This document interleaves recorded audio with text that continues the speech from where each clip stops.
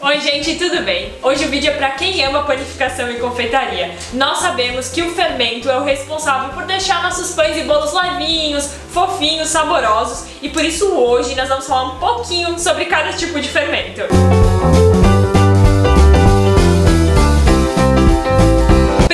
Vamos falar é o fermento químico, aquele que nós usamos para bolo mesmo, e como o próprio nome já diz, esse fermento ele dá reações químicas que faz a nossa massinha aí se expandir, né, formar gases e se expandir. Ele não precisa de calor, então ao ser colocado na massa ele já faz a sua ação e por esse motivo ele precisa ir para o forno bem rapidinho para que não perca esse volume. E a única coisa que precisa para que ele comece a agir é a umidade. Então por isso que normalmente é uma massa um pouco mais líquida, né? E também, por esse motivo, tem que ter muito cuidado ao guardar, deixar bem vedadinho para não pegar umidade e quando for usar, perder o seu potencial. Agora nós vamos falar de uma segunda classificação de fermento, que são os fermentos biológicos. Esses fermentos, eles são uma levedura. Ela age com os açúcares presentes na massa e essa ação faz com que gere um gás que faz então que a massa cresça. Esse fermento, ele se subdivide em duas classes, o fermento biológico seco e o fermento biológico fresco.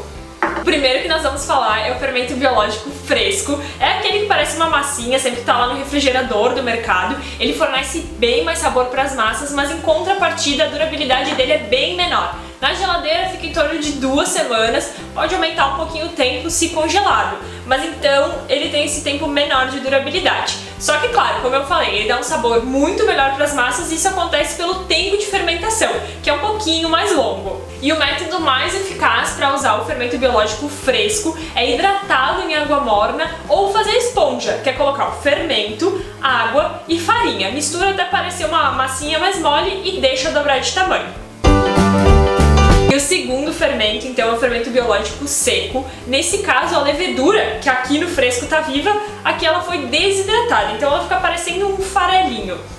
E nesse caso, pode ser misturado direto na farinha e então diminui os processos para produção e também a ação dele é bem mais rápida, então ele fermenta muito mais rapidinho, tipo, enquanto um demora umas 4 horas, esse aqui em 40 minutinhos está fermentado. Só que em contrapartida, como ele fermenta mais rápido, também os sabores deles vão ser um pouquinho menor. E por último, mas não menos importante, o nosso fermento natural, que é o levain.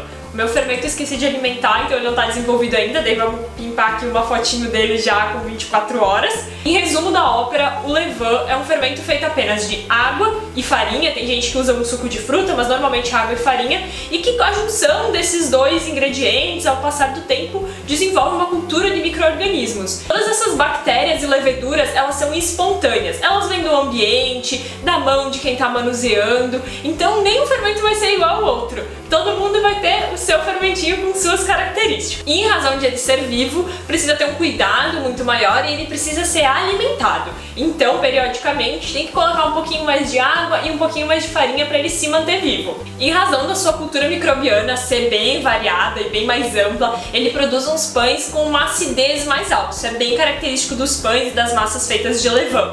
E também o tempo de fermentação dele é bem mais longo. Normalmente varia de 12 a...